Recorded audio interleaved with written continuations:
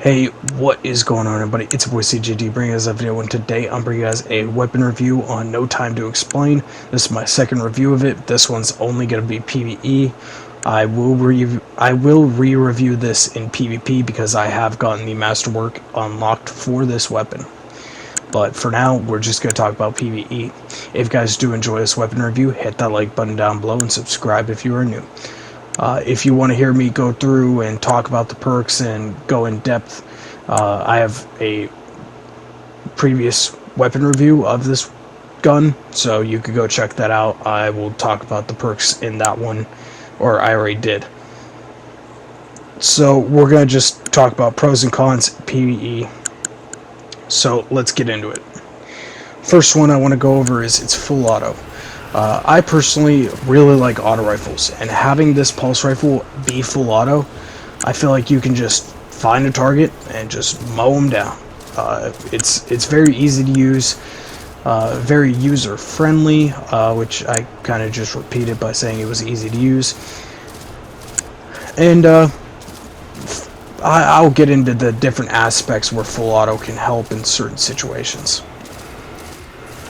However, before we get into that, let's just start off and also say that this weapon has very good stats. I never felt like I had an issue with stability, reload, range in PvE, or anything related to the stats, including recoil direction and all the hidden stats that you may not see. So on that aspect, it is very good. Headshots, reload. Okay, so as you can see in the bottom left corner is the gun's magazine. Every time you hit a headshot, bullets are returned. However many headshots, I believe, are returned to the magazine. So if you can hit all headshots, per se, on a boss, you never really have to reload. I mean, if you do miss a few shots, get some body shots, of course you'll have to reload at some point. And I'm pretty sure it does reload. It may do... no, it does do the amount that you hit critical. So that is very helpful, especially in PvE, because I mean, who doesn't want to not reload? It's very helpful. Now we're going to get into really the exotic perk aspect of it. The portal that fires bullets with you. Having a time chasm activate it and fire with you adds extra DPS and extra damage against ads, so it's very good. This whole weapon is just very ad friendly and boss friendly. We have Masterwork will increase the amount of shots that this portal will fire. As you can see, this portal, the white numbers are from the portal most of the time, unless I just suck at shooting.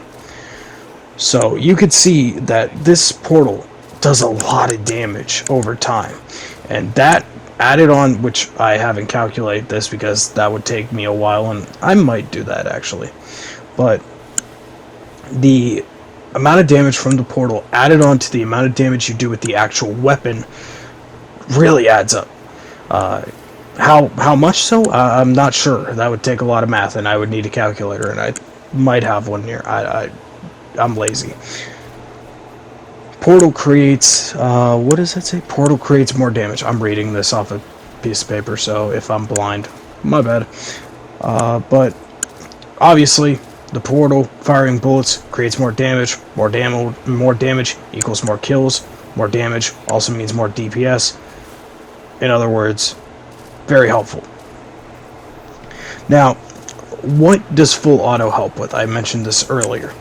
Full auto can be very beneficial to ads. If you have a big group of ads, all you gotta do is lay down on the trigger, shoot as many ads as possible, hopefully proc the time chasm, and then that will also help you shoot these ads, anyone near you. So full auto is very good in that aspect. And when it comes to majors, majors can be a pain, especially with primary weapons, but having that extra damage makes them pretty easy to deal with usually. And then when you have DPS, this weapon could damn well be the best DPS primary in the game.